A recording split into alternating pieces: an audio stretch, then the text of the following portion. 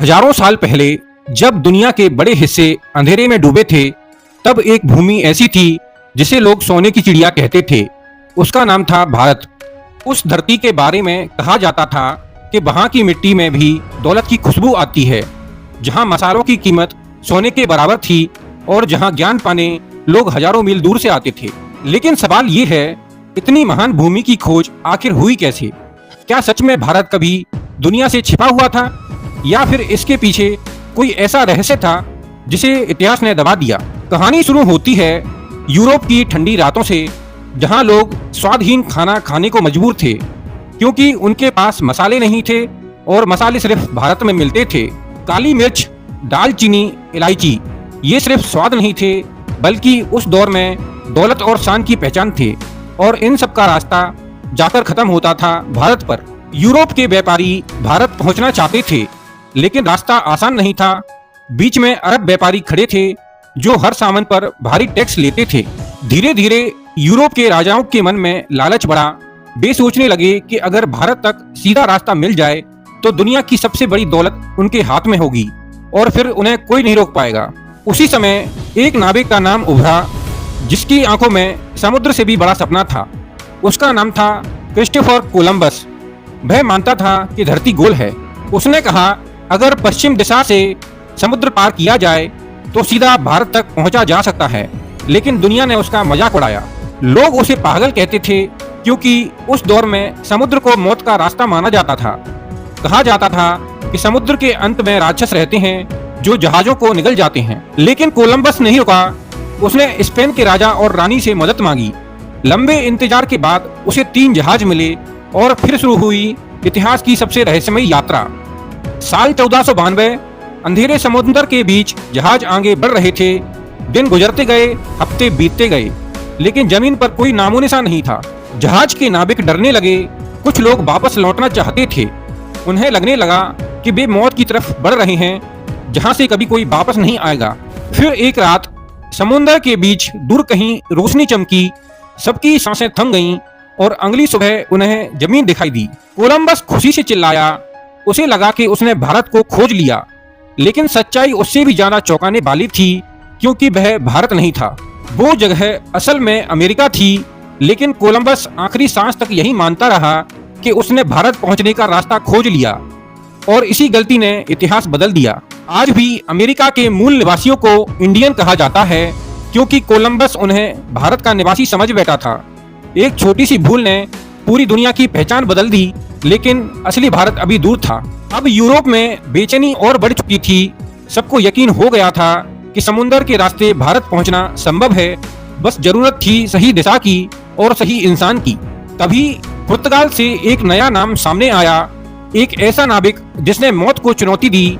उसका नाम था वास्को डी गामा, और उसका लक्ष्य सिर्फ एक था, भारत। उसने विशाल जहाज तैयार करवाए। सैकड़ों नाविक उसके साथ निकले। वे तूफानों से लड़ते हुए आगे बढ़े, जहां समुद्र हर पल उनकी जान लेना चाहता था। कई नाविक बीमार पड़ गए, कुछ समुद्र में समा गए। भूख और डर ने सबको तोड़ना शुरू कर दिया, लेकिन वास्को डी गामा पीछे नहीं हटा। फिर आया अफ्रीका का खतरनाक तट, जहां विशाल लहरें जहाजों को चट्टानों से टकरा देती थीं। उस जगह को लोग केप ऑफ गुड होप कहते थे, लेकिन नाविकों के लिए वो मौत का दरवाजा था। वास्को डी गामा ने वो रास्ता पार किया और आगे बढ़ता गया। महीनों की कठिन यात्रा के बाद एक दिन उसे दूर जमीन दिखाई दी। साल 1498 में जब उसके जहाज भारत के तट पर पहुंचे तो इतिहास ने नई करवट ली, और वह जगह थी कोझिकोड। भारत की जमीन पर कदम रखते ही वास्को डी गामा की आंखें चमक उठी। यहाँ के बाजारों में मसालों को देखकर और दौलत उसको कल्पना से भी ज्यादा लगने लगी। उसने देखा, यहाँ सिर्फ धन ही नहीं बल्कि संस्कृति, ज्ञान और विज्ञान का भी खजाना था, जिसकी बराबरी दुनिया ही नहीं कर सकती थी। भारत उस समय कमजोर नहीं था, बल्कि दुनिया की सबसे समृद्ध सभ्यताओं में से एक था। यहाँ के कपड़े, मसाले और हीरे पूरी दुनिया में मशहूर थे। लेकिन यहीं से शुरू हुआ असली खेल। यूरोप अब सिर्फ व्यापार नहीं चाहता था, उसकी नजर भारत की दौलत पर टिक चुकी थी, और लालच धीरे धीरे साम्राज्य में बदलने लगा। पहले पुर्तगाली आए, फिर डच आए, फिर फ्रांसीसी और आखिर में अंग्रेज, जो पहले व्यापारी बनकर आए थे।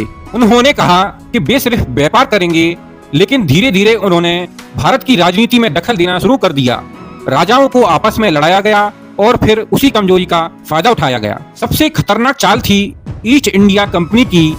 वो एक व्यापारिक कंपनी थी, लेकिन उसके पास अपनी सेना थी और उसका लालच किसी राजा से कम नहीं था। धीरे धीरे भारत की दौलत बाहर जाने लगी। जो देश कभी सोने की चिड़िया कहलाता था, वही लोग गरीबी और गुलामी में धकेले जाने लगे और इसका दर्द सदियों तक महसूस किया गया। लेकिन क्या सच में भारत की खोज हुई थी? असल सवाल यही है, क्योंकि भारत तो हजारों सालों से मौजूद था, जहां सभ्यता पहले से फल फूल रही थी। असल में खोज भारत की नहीं, बल्कि भारत तक पहुंचने वाले समुद्री रास्ते की हुई थी। दुनिया भारत को पहले से जानती थी, लेकिन समुद्र का सीधा रास्ता एक रहस्य बना हुआ था और यही रहस्य इतिहास का सबसे बड़ा मोड़ बन गया। एक रास्ते ने पूरी दुनिया की राजनीति बदल दी और आने वाले कई युद्धों की नींव रख दी। आज जब हम इतिहास पढ़ते हैं तो सिर्फ तारीखें दिखाई देती हैं, लेकिन उन तारीखों के पीछे छिपे लालच और डर, साहस और धोखे के किस्से, जिन्होंने दुनिया का नक्शा बदल दिया।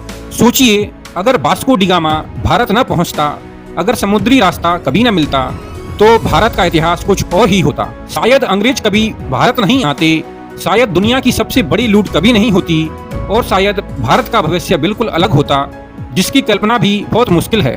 भारत की खोज की कहानी सिर्फ यात्रा नहीं है, ये इंसानी लालच, साहस और किस्मत की कहानी है, जहां एक रास्ते ने सभ्यताओं को जोड़ा भी और तोड़ा भी।